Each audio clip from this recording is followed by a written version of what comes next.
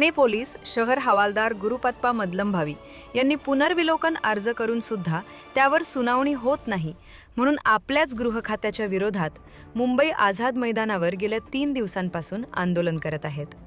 यावेळी माध्यम प्रतिनिधीसोबत बोलताना गुरुपत्पा मदलंभावी यांनी सांगितले की त्यांनी पुनर्विलोकन अर्ज करून सुद्धा त्यावर सुनावणी करण्याकरता गेल्या अनेक महिन्यांपासून तारीख निश्चित करत नाही। यामुळे त्यांना न्याय मिळत नाही, ज्यामुळे त्यांनी पोलीस आयुक्तालयाच्या विरोधात आंदोलन करण्याचा निर्णय घेतला आहे। सर्वप्रथम मी गुरुपादा या बसवाना मदलभावी ठाणे पोलीस आयुक्तालयामध्ये मी 1988 ला पोलीस दलात आलो होतो। काही कारणास्तव माझ्यावरती 2 वेळा शिक्षेचा आदेश झाला। त्या शिक्षेच्या आदेशाविरुद्ध मी अपील केलं होतं। अपिलामध्ये पण महाराष्ट्र सरकारने माझ्याबद्दल चांगले टिप्पणी केलेली आहे, पण शिक्षेचा आदेश तोच ठेवला आहे। आणि त्याच्यानंतर मी पुनर्विलोकनासाठी मी अर्ज केलेला असताना तो अर्ज त्याचा अजूनपर्यंत त्याचा निर्णय नाही लागला।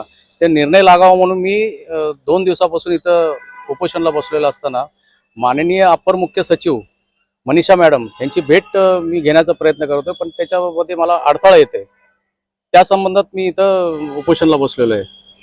काय मागण्या आहेत आणि अडथळा कशा पद्धतीचा तुम्हाला होतोय? अडथळा म्हणजे इथं जे बसलेले पोलीस आहेत किंवा इथे ड्युटीला नेमलेले आहेत ते माझ्याकडनं निवेदन घेऊन जातात आणि तिथून आम्हाला असं उत्तर येते की मॅडमची तब्येत बरोबर नाही। एकतर मॅडमची तब्येत, हे लोक मुद्दाम मॅडमची तब्येतला बिघाड करायचा प्रयत्न करत आहेत। मॅडमकडे एखाद्या मॅडमपर्यंत आमचं निवेदन जात नाही आहे, हा माझा तर्क आहे माझा। तुम्हाला मॅडमशीच मुलाखत महत्वाची आहे की सचिव किंवा अन्य कोणत्या मंत्र्यांशी किंवा इतर कोणाशी भेट झाली तरी तुमचा समाधान होणार? नाही, मी पुनर्विलोकनचा अर्ज माननीय अपर मुख्य सचिव यांना दिलेला आहे, गृह विभाग, आणि पोल 6 मध्ये माझं ते पुनर्विलोकन तसंच पडलेलं आहे। आणि मी वर्षभरापासून मी तिकडे जातोय तर तिथले कर्मचारी मला टाळाटाळ करत आहेत। त्याच्यासाठी माझा पुनर्विलोकनचा अर्ज निकाल लवकर लावा म्हणून मी या 2 दिवसापासून उपोषणाला बसलेलो आहे। गेल्या 2 दिवसापासून आपण या ठिकाणी आंदोलनावर बसलेला आहात, तरी तुमची कोणत्या पद्धतीची दखल घेतली गेलेली नाही? आंदोलनाचा पुढची वाटचाल कशी असणार? आंदोलन अजून वाढवणार की आंदोलन टाळणार? नाही, मी माझं आंदोलन अजून तीव्र करणार। त्या याच्यात मी आमरण उपोषण करणार मला जर न्याय मिळाला नाही तर।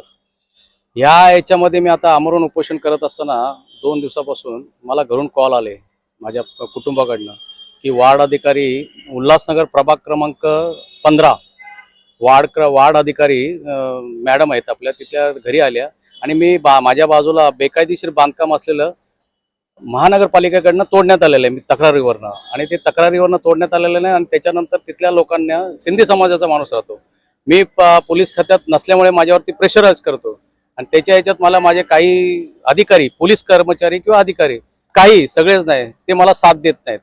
आणि त्याच्या ह्याच्यात मी एवढा, म्हणजे मला माझ्या बायकाबरोबर एवढा त्रास झाला। ते वार्ड अधिकारी बोलते की पण महाराष्ट्र शासनाचा निर्णय, हायकोर्टाचा निर्णय आणि सुप्रीम कोर्टाचा हा असा आहे की बेकायदेशीर बांधकाम करू नये असा निर्णय असताना सुद्धा तिला परत बांधण्याची परवानगी देत आहे। आणि ते देत आहेत त्याच्यात ते तिथले स्थानिक नगरसेवक, प्रभाग क्रमांक 15 मधील स्थानिक नगरसेवक त्यांना मदत करीत आहेत। तर याच्यावरती आम्ही एक तर वैतागलेलो आहे पोलीस खात्याच्या अंतर्गत, आणि हे असं प्रकार असल्यामुळे आम्ही कुठं जायचं आणि आम्हाला न्याय मिळत नाहीये।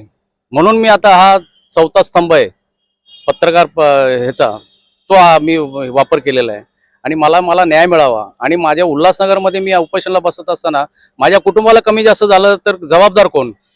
जबाबदार ह्याला एकतर ठाणे पोलीस आयुक्तालयातील काही कर्मचारी आणि अधिकारी आहेत आणि तिथले स्थानिक प्रभाग क्रमांक 15 काही स्थानिक नगरसेवक आहेत, ते असतील। हे प्रेशराईज करतायत, महानगरपालिका उल्हासनगर तिथल्या अधिकाऱ्यांना प्रेशराईज करतायत। एकीकडे डेप्युटी सीएम एकनाथ शिंदे साहेब मराठी माणसाबद्दल चांगलं करावं वगैरे असे बोलत असतात आणि एकीकडे दुसऱ्या मराठी व्यक्तीवरती अन्याय होते। हे एकनाथ शिंदे साहेबांनी जरा लक्ष द्यावं याच्याकडे, माझं म्हणणं तेच आहे। एकनाथ शिंदे साहेबांची त्यांची भावनिक दूरदृष्टी भरपूर आहे, त्यांनी खरं बघावं। याच्याकरता माझं एक निवेदन आहे एकनाथ शिंदे साहेबांना, बस एवढंच बोलतोय मी।